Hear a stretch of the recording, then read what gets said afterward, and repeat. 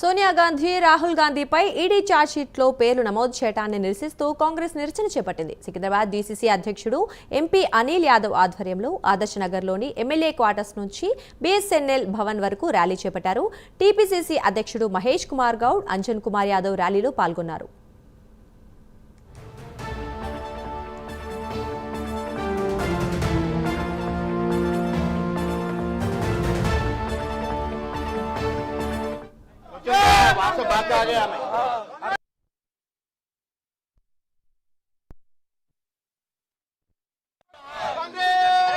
త్యాగాల కుటుంబం అది. ఇలాంటి కేసులు పెట్టి మీరు ఏదైనా సాధిస్తారంటే ప్రజలు తిరగబడతారు. నేషనల్ హెరాల్డ్ లో ఎక్కడ తప్పిదం జరగలేదు. మా పేపర్లో మా పార్టీ డబ్బులు పెట్టుకుంది. బయట వ్యక్తుల ప్రమేయం లేదు, బయట వ్యక్తుల నిధులు లేవు. ఈ కేసుని మసివూసి మారడిగా చేసి లబ్ధి పొందాలని ప్రయత్నం చేస్తా ఉంది.